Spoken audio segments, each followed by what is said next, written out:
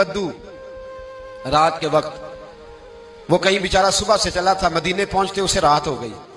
اس نے ڈرتے ہوئے نا خیمہ ہی باہر لگا لیا. جہاں رات ہوئی نا آدھی رات کو کوئی 1-2 بجے سمجھ لے پہنچا مدینے، تو اس نے باہر نے ایک خیمہ لگا لیا. بیوی اس کی امید سے تھی، بچے کی ولادت کا وقت قریب آ گیا، بیمار ہو گئی. اس نے خیمہ لگایا، بیوی اندر ہے. حضرت عمر فاروق گشت پہ تھے رات کو، ساتھ ایک غلام تھا. حضرت عمر فاروق رضی اللہ تعالیٰ عنہ کہنے لگے وہ آگ جل رہی ہے تھوڑی سی، پتہ کرو کون ہے. تو آپ کا غلام پتہ کرنے گیا تو بدو نے ڈانٹ دیا، کہنے لگے جاؤ تمہیں کیوں بتاؤں. حضرت عمر خود گئے، کہنے لگے مسافر بھائی بتا تو صحیح. کہنے لگا جی چھوڑے، میں آپ کو کیوں بتاؤں، میں کون ہوں، کیسے آیا ہوں. فرمایا خیمے کے اندر سے کراہنے کی آواز آتی، کوئی درد سے چیخ رہا ہے، بتا ہمیں بات کیا ہے. کہنے لگا جی میں فلاں بستی فلاں علاقے کا ایک غریب ہوں، امیر المومنین عمر فاروق سے ملنے آیا ہوں، اور رات ہو گئی ہے تو یہاں خیمہ لگایا ہے، صبح میں ان سے مل کے چلا جاؤں گا. تو رات کو تکلیف دینا پسند نہیں کیا، تو میری بیوی امید سے تھی، اب بچے کی ولادت کا وقت قریب ہے، پاس کوئی نہیں. حضرت عمر کہنے لگے تو ٹھہر میں ابھی آیا. چہرے پہ نقاب ہے، اسے بتایا نہیں میں ہی امیر المومنین. عمر دوڑے گئے، اپنی زوجہ سے کہنے لگے اگر تجھے بہت بڑا اجر مل رہا ہو تو حاصل کرے گی. کہا کروں گی. تو کہنے لگے چل پھر میرے ساتھ، بہت بڑا اجر ہے. ایک دوست کے ہاں ولادت کا وقت ہے، ضرورت کی چیزیں ساتھ لے لو. اس عورت نے تھوڑے دانے لے لیے، گھی لے لیا. حضرت عمر سے کہنے لگی لکڑیاں اکٹھی کر لیں. امیر المومنین، کونسلر کی بات نہیں بتا رہا آپ کو، میں آپ کو ایم پی اے کی بات نہیں بتا رہا، ایم این اے کی بات نہیں بتا رہا، جو 10 گاؤں کو ملا کے چیئرمین بنا ہے اس کی بات نہیں بتا رہا. اس کی بات بتا رہا ہوں جو 22 لاکھ مربع میل کا حکمران ہے. اس کی بات بتا رہا ہوں جو گلی سے گزرے تو شیطان رستہ ہی بدل جاتا ہے. اس کی بات بتا رہا ہوں جس کے بارے میں میرے مصطفیٰ کریم صلی اللہ تعالیٰ علیہ وآلہ وسلم نے فرمایا میرا عمر تو وہ ہے کہ 950 سال حضرت جبریل بھی اس کی شان بیان کریں تو عظمت ختم نہیں ہوتی. اتنا بڑا شخص.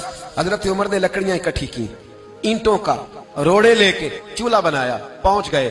آپ کی زوجہ کہنے لگی یہ تھوڑے دانے ڈالنے، گھی ڈالنے اور ایک لکڑی لے کے اس کو ہلائیں، تیار کریں.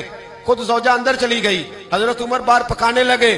وہ بدو کہتا ہے میں اس طرح کا ان کے ساتھ بہیو کرنے لگا جیسے کو کسی چوکیدار کے ساتھ نہیں کرتا. میں نے سمجھا یہ عمر نے چوکیدار رکھے آنے جانے والے مہمانوں کا. میں کبھی پانی کا پیالہ مانگتا، کبھی کوئی بات، عمر دوڑے جاتے، کبھی پانی لاتے. او مسلمانوں، او میرے رسول کے غلام عزیزو، حضرت عمر فاروق. وہ غلام کہتا ہے میں عمر سے کہتا، میں کہتا غلام پانی لا تو عمر دوڑ کے پانی لاتے. میں کہتا تجھے گھی پکانا بھی آتا ہے، پہلے بھی کبھی پکایا ہے؟ تو عمر فرماتے کوشش تو کر رہا ہوں. میں کہتا پہلے بھی کبھی تیری بیوی نے یہ کام کیا ہے؟ تو حضرت عمر کہنے لگے مجھے یاد نہیں، پوچھ کے بتاؤں گا.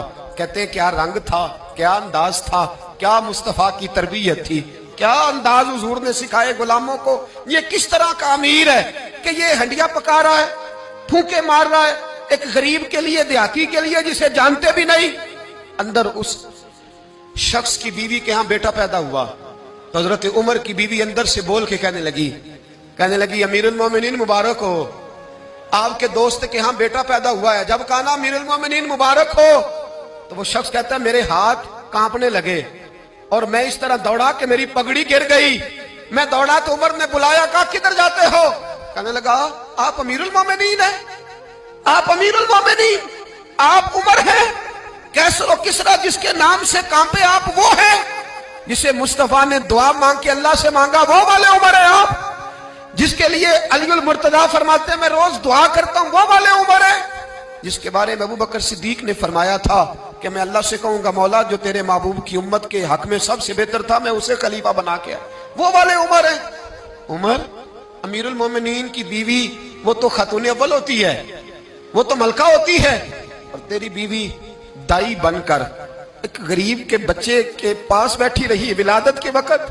عمر امیر المومنین ہو کے تیری داڑھی ساری دھومے سے بھر گئی تو ڈیوٹی کرتا رہا. تو سیدنا عمر رو پڑے اور اس بدو کو سینے سے لگا کے کہنے لگے تجھے پتہ نہیں تو کہاں آیا ہے، اس شہر کا پتہ ہے؟ اس نے کہا حضور کہاں ہے؟ فرمایا یہ میرے نبی کا مدینہ ہے، یہ مصطفیٰ کا مدینہ ہے. یہاں امیروں کا استقبال نہیں ہوتا، یہاں غریبوں کے استقبال ہوتے. یہاں حضور نے اس اسٹیٹ پہ میرے رسول پاک نے وہ والا رنگ دیا ہے کہ اب غریب سر اٹھا کے جینے لگے ہیں، اب مزدوروں کو عزتیں ملنے لگی ہیں، اب یتیموں نے سر اٹھا لیا ہے کہ ہمارا کوئی سننے والا آ گیا ہے.